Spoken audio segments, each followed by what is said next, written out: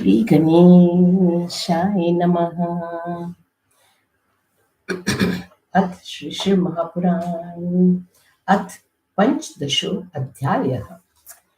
ऋषिः ऊचुः देशादीनं क्रमशो ब्रुः सूक्त सर्वाथर्वितं शुद्धं ग्रहं संफलं देवयज्ञादिर्कर्मसु ततो दशगुणं गोष्ठं जलतीरं ततो दशगुणं बिल्लवतुस्तुलस्य श्रवस्थमूलकं ततो देवालयं विद्यातीर्थतीरं ततो दशगुणं नद्यास्तीर्थो दश सप्तगंगा नदी तीर्थ तस्या दशगुणं भवेत् गंगा गोदावरी चैव कावेरी ताम्रपर्णा पर्णिका सिन्धुश्च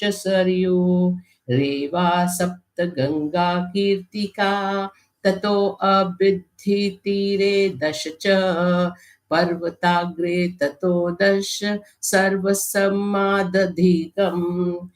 ज्ञेयं यत्र वा रोचते मनः कृते पूर्णफलं ज्ञेयं यज्ञदानादिकं तथा त्रेतायुगे त्रिपादं च द्वापरे अर्धे सदा स्मृतं कलो पादं तु विज्ञेयं तत्पादों ततो अर्धिके शुद्धात्मनः शुद्धदीनं पुण्यं सफलं विदुः तस्माद् गुणं ज्ञेयं रविसङ्ग्रक्रमणे बुधाः विशुधे तद्यश गुणमयने मयने तद्यश स्मृततं तद्यशं मृग संक्रांतो तच्चन्न ग्रहणे दश तत् ततश्च सूर्यग्रहणे पूर्णे कालोत्मे विदुः जगदुप्रपस्य सूर्यस्य विषयोग्यश्च रोगदम् अतस्त विशशातनथ्य स्नानदान जपाम पंचरेत विशशान्यर्थकालस्त्वास्त कालः पुण्यदः स्मृतः जन्म जन्मक्षेरे च व्रतान्तते च सूर्यरागोपं विदुः महतां संगकालश्रव कोटश्रग्रहणं विदुः तपोनिष्ठा ज्ञाननिष्ठा योगिनो यतत्यस्थता पूजायाः पात्रमेते हि पापसंगक्षय कारणं चतुर्विंशतिर्लक्ष्यं वा गायत्रया जपसंयुक्तः ब्राह्मणस्तु भवेत् पात्रं सम्पूर्णफल भोगदं पतनास्त्रायत इति पात्रं शास्त्रे प्रयुज्यते धातुश्च पातकात्राणात् पात्रमित्यभिधीयते गयकं त्रायते पातादायिष्ट्रयश्रुते सिंहसा यथार्थहीनो लोके अस्मि पर्यार्थन यच्छति अर्थनानि नावा अर्थवानि यो लोके परस्यार्थ प्रयच्छति स्वयं शुद्धो हि पूतात्मा नरांस्त्रामुहूर्तहर्ति गायत्री जपो शुद्धो हि शुद्ध ब्राह्मणाय उचयेत तस्मादाने जपे होमे पूजायां सर्वकर्मणि दानं कर्तु तथा त्रातुं पात्रत्वं ब्राह्मणो अर्हति अनस्य क्षुधितं पात्रं नारी नर्म यात्मकं ब्राह्मणं श्रेष्ठमाहूय यत्कालेषु समाहितं तदर्थ शब्दमर्थ वा सद्धो धकमि भीष्टदकं दम इच्छावतः प्रदानं च सम्पूर्णफलं विदुः यत् प्रश्नानन्तरं दत्त तद्धर्फफलदलं फलदं विदुः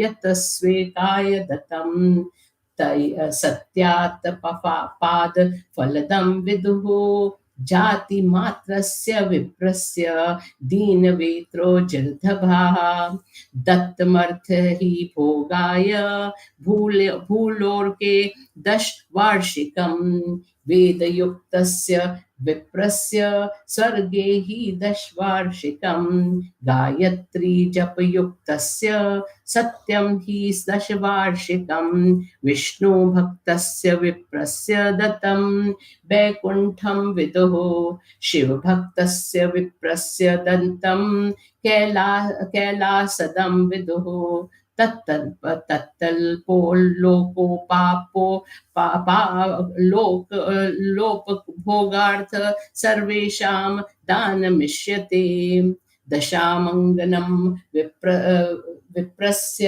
भानुवारे ददद्दन्नरः परजन्मनि चारोग्यं 10 वर्षः समनुष्युनुते बहुमामथाहान भग्यं पाद सेवनं वासो गन्धार्धचरणं च घृतापूपर सोत्तरं पंगसं व्यञ्जन चैव ताम्बूलं दक्षिणोत्तरं गमश्नुगुश्च वैव स्वनादानं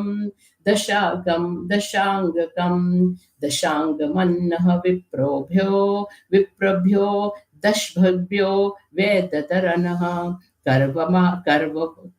करवारे तथा अगोरोग्यं शतवर्ष समन्युते सोमवार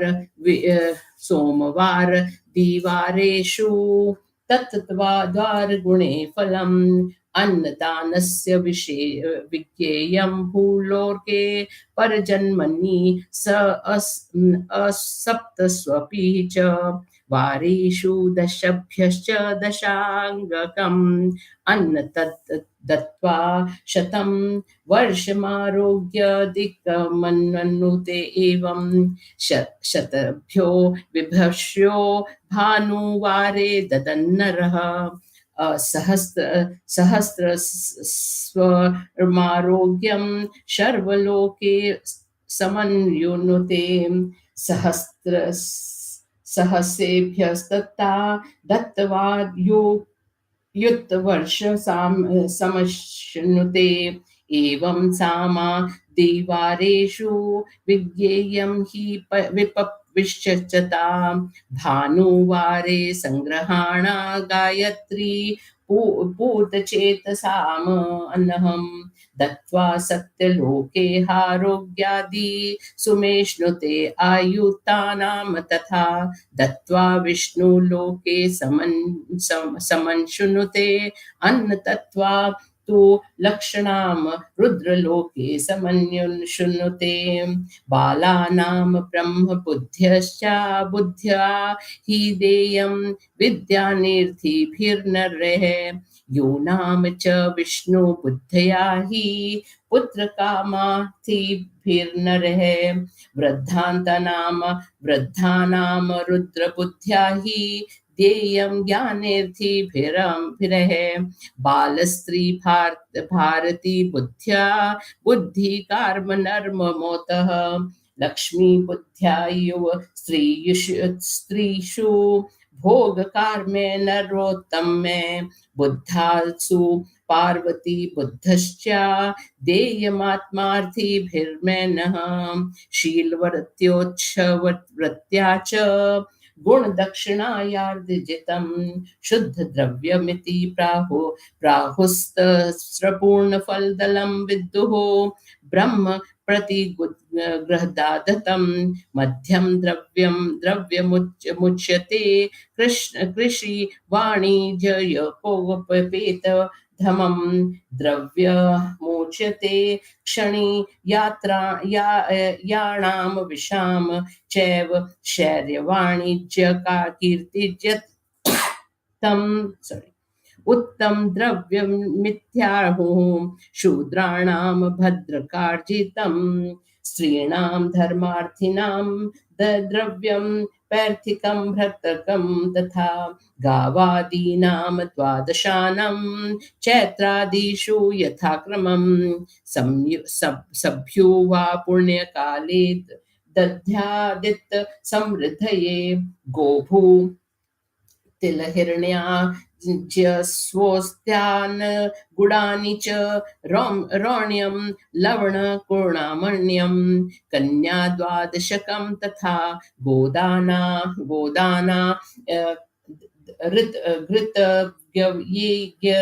गव्येन गोमये पोपाकिरणा धन्धान्याधिश्रितानां दूतीरतानां निवारणं जलस्ने हाध्याश्रितां दूरीतानां तु गोजले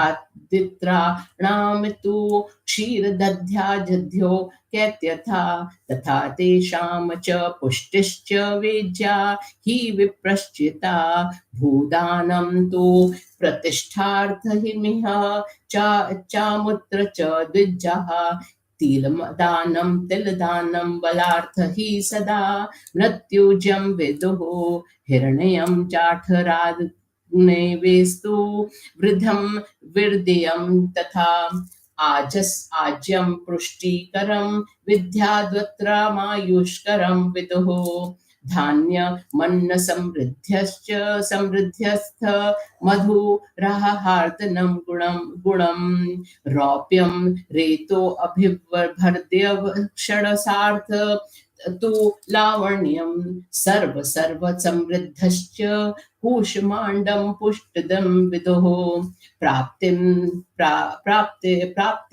प्रादीप्तं सर्वभोगानामिहि चामुत्र च द्विजः या विज्य न मुक्तं हि कन्यादानं तु भोगदं पन्नसाम्र कपित्थानां वृषांग फलमेव च कदल्याग्धोक धीनानं च फलं गुल्मोध्यव तथा माशादीनां च मुद्गानां फलं शाकादिकं तथा मरीचि सर्वपाध्यानां शाकोपर्कणं तथा यद्रतो यत्यफलं सिद्धे तद्धेयं हि विप्रश्चिता श्रीत्रादित्यप्रतीतिश्च सदा देया विप्रश्चिता शब्दादिय शभो भार्गवीगादीनां च तुष्टिदा वेदशास्त्रम् समादाय बुद्धवा गुरुमुख्यास्त्वं यं कर्मणां फलस्मस्तिति बुद्धिरासिस्क्यमुच्यते बन्धुराज्यभग्या बुद्धि श्रद्धा सा च कनीयसी सर्वाभावे दरिद्रस्तु वाचा वा कर्मणा यजेत वाचिकं यजनं विद्यान् मंत्रं स्रोत जापिदिकं तीर्थयात्रा वृत्तात्यं हि कायिकं यजनं विदुः येन केनाप्योपायेन हाल्पं वा यदि वा बहु देवतार्थपर्ण बुद्ध्या च कीर्तकं भोगाय कल्पते पश्चर्या च दानं च कर्तव्यमोभयं सदा प्रतिश्रयं प्रदातत् तद्वयं सर्ववर्णशुभ वर्णगुण शोभितं देवानां ततर्प्यथर सर्वभोगप्रदं बुद्धे इहा मूत्रोतं जन्म सदा भोगं लभेत बुधः ईश्वरार्पण बुद्ध्या हि कृत्या कृत्वा मोक्षफलं लभेत य इमे पठते अध्यायं यः शृणोति सदा नरः तस्य वै धर्म बुद्धिश्च ज्ञान सिद्धि जपा च प्रजापते। इति श्री शिव महापुराणे प्रथमायां विद्वेश्वर संहिता देश काल पात्र दिवर्णनम नाम पंचो अध्यायः। ओम हरि ओम। प्रभु जी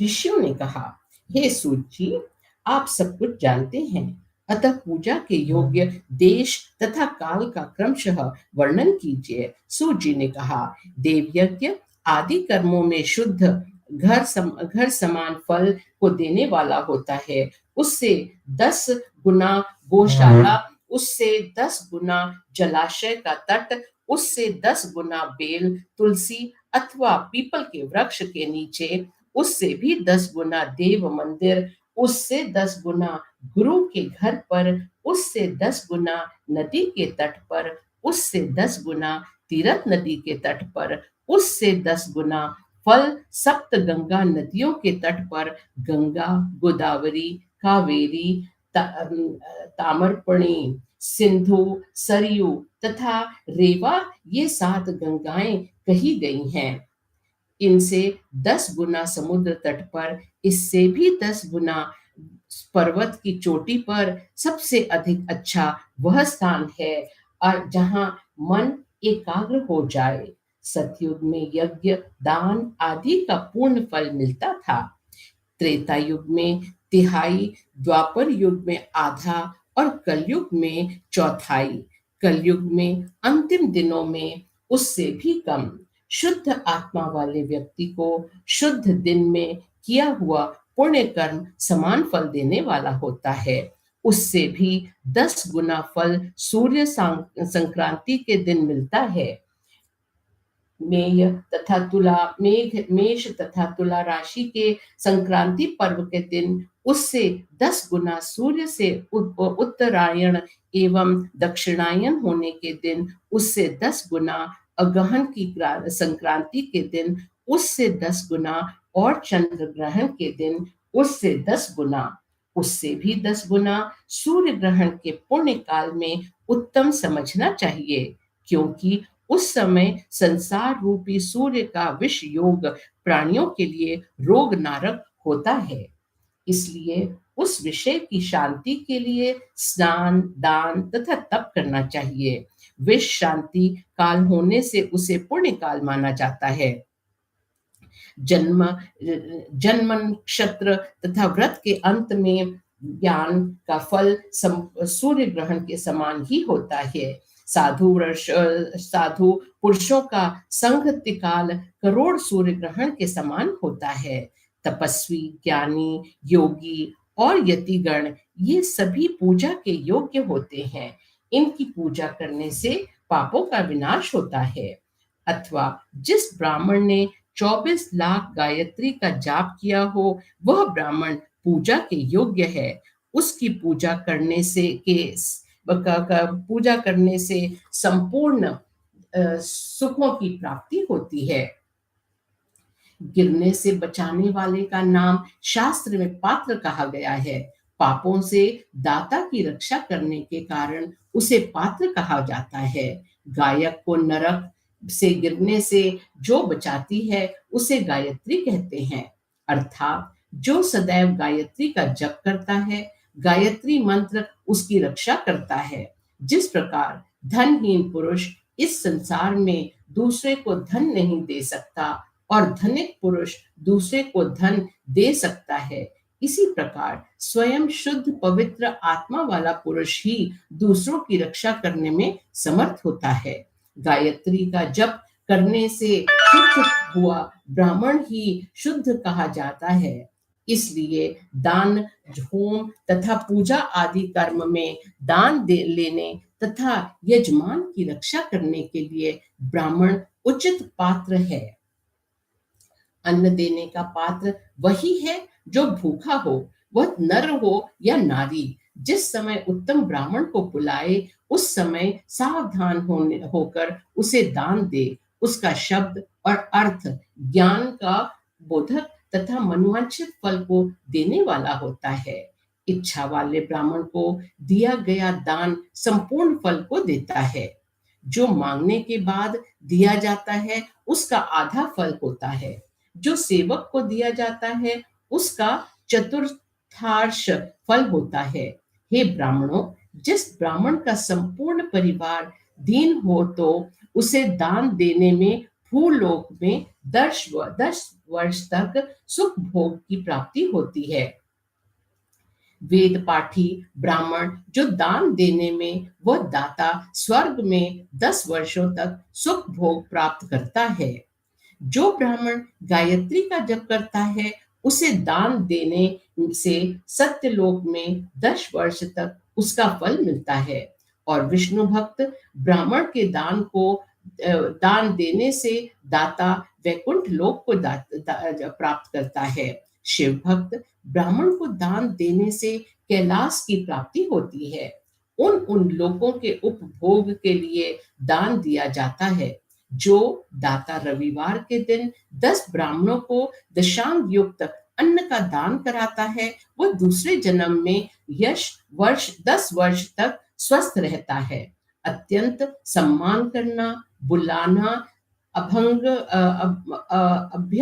लगाना, चरण दबाना, वस्त्र गंध आदि से पूजन, घी मालपुए, 6 रसों वाले भोजन पदार्थ, तांबूल, तांबूल, दक्षिणा, नमस्कार कुछ दूर तक पहुंचाने के लिए जाना, यह दशांग अन्नदान है। जो दाता रविवार के दिन 10 ब्राह्मणों को दशांग अन्न का दान कराता है वह 100 वर्ष तक स्वस्थ रहता है। सोमवार आदि वारों में अन्नदान का फल वारों उनके गुणों के अनुसार होता है। अन्नदान करने से मनुष्य को दूसरे जन्म में उसे पुनः भूलोक में प्राप्ति होती है। 7 वारों में 10 ग्रहणों को दशांग अन्न का दान देकर आरोग्य आदि फलों की प्राप्त करता है। इसी प्रकार 100 ब्राह्मणों को रविवार के दिन अन्नदान करता हुआ दाता 1000 वर्षों तक स्वस्थ रहकर शिवलोक को प्राप्त करता है। 1000 ब्राह्मणों की अन्नदान देने से 10,000 वर्ष तक सुख भोग करता है। इसी प्रकार सोमवार आदि में भी समझना चाहिए। रविवार के दिन गायत्री के जप से पवित्र चित्त वाले 1000 ब्राह्मणों को अन्नदान देने से सत्यलोक में आरोग्य आदि की प्राप्ति होती है। 10,000 ब्राह्मणों को अन्नदान देकर दाता विष्णु लोक को तथा 1,00,000 ब्राह्मणों को दान देकर रुद्र लोक को प्राप्त करता है। विद्या प्राप्ति के इच्छुक पुरुषों को चाहिए कि वे बालक ब्राह्मणों को ब्रह्म बुद्धि से अन्नदान करें। पुत्र प्राप्ति के इच्छुक पुरुष युवक ब्राह्मणों को विष्णु समझकर अन्नदान करें। ज्ञान प्राप्ति के इच्छुक पुरुष वृद्ध ब्राह्मण को रुद्र बुद्धि से अन्नदान करें। कुमारियों को सरस्वती समझकर बुद्धि प्राप्ति की इच्छा से अन्नदान करें। सुख भोग की कामना करने वाले पुरुष को चाहिए कि वे युवती स्त्रियों को लक्ष्मी समझकर अन्नदान करें। आत्मज्ञान के इच्छुक पुरुष वृद्धा ब्राह्मणों को पार्वती समझकर अन्नदान करे। शिल वृत्ति उच्च व्रति तथा गुण दक्षिणा द्वारा अर्जित धन शुद्ध कहा जाता है, उसके दान से पूर्ण फल मिलता है। ब्राह्मण के दान लेकर से दान ले ब्राह्मण से दान लेकर दिया हुआ द्रव्य मध्य होता है। कृषि और व्यापार से प्राप्त धन अधम होता है। क्षत्रियों का शूरता द्वारा कमाया हुआ, वैश्यों का व्यापार द्वारा कमाया हुआ और शूद्रों का सेवा द्वारा प्राप्त धन उत्तम कहा गया है। स्त्रियों का वह द्रव्य जो उन्हें पिता या पति से प्राप्त हुआ हो, वह धर्म कार्य के योग्य होता है। चैत्र आदि मासों में गाय आदि कही गई 12 वस्तुओं का क्रमानुसार दान करें, अथवा पुण्य काल में इन सब का अपनी इच्छा की पूर्ति के लिए दान करें। गाय, भूमि, तिल, सोना, घी, वस्त्र, धान्य, गुड़, चांदी, नमक, कूष्मांड, पेठा और कन्या, ये 12 द्रव्य हैं। गौदान से, गव्य पदार्थों से, उपकार करने वाले गोबर से, धन तथा धान्य से आश्रित व्यक्तियों के कष्टों को दूर करना, जल से स्नेह के समान स्नेह से तथा गौमूत्र से भी आश्रितों के कष्टों को दूर करना चाहिए। इसी प्रकार दूध, दही, घी से कायिक, वाचिक, मानसिक तीनों प्रकार के पाप दूर हो जाते हैं तथा पुण्यों की वृद्धि होती है, ऐसा विद्वान समझें। हे ब्राह्मणों, भूदान करने से इस लोक तथा परलोक में सम्मान होता है। तिलदान के से बल की बुद्धि तथा मृत्यु पर विजय प्राप्त होती है। स्वर्ण दान से जठ राग्री की वृद्धि, वीर्य, शक्ति की प्राप्ति होती है। घृत दान से शरीर की पुष्टि होती है। वस्त्र दान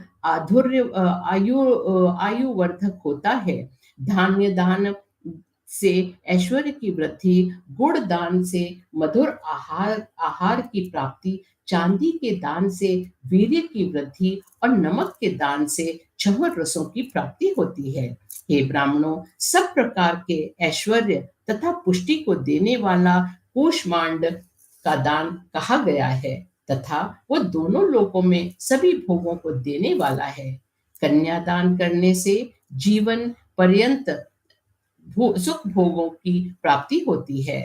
पनस, कटहल, आम तथा कैथ, इन वृक्षों के फल भी केला आदि औषधियों के फल तथा जो लता एवं गुल्मों की उत्पन्न हुए हों, माश, मूंग आदि के फल, शाक आदि, काली मिर्च, सरसों और जिस ऋतु में जो शाक की सामग्री प्राप्त होती है, जिस ऋतु में जो फल तैयार होते हैं, उन्हें ब्राह्मण को दे देना चाहिए है।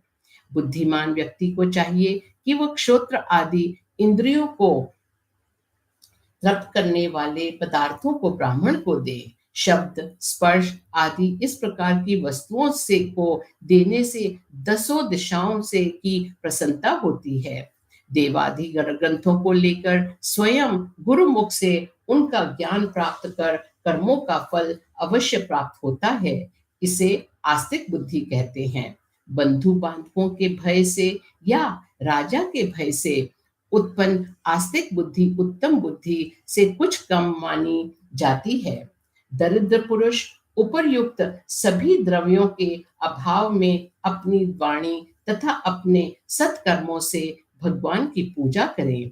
मंत्र, स्तोत्र, जप आदि की वाणी द्वारा की गई पूजा समझें। तीर्थ यात्रा, व्रत आदि शारीरिक पूजा कही जाती है। जिस किसी उपाय से थोड़ा सा अधिक देवताओं को अर्पण करने की बुद्धि से किया गया कर्म सुख भोग देने वाला होता है, तप तथा दान उन दोनों को ही प्रतिदिन करना चाहिए। अपने वर्ण तथा गुण से शोभित घर का दान भी दें। देवताओं की तृप्ति के लिए दान करने से सभी प्रकार के सुख भोगों की प्राप्ति होती है। इससे इस लोक तथा परलोक में जन्म से ही सदैव भोगों की प्राप्ति होती है और ईश्वर को अर्पण करने की बुद्धि से दान करने से मुक्ति मिलती है। जो मनुष्य इस अध्याय को पढ़ता या सुनता है, उसी को धर्म बुद्धि तथा ज्ञान बुद्धि प्राप्त होती है।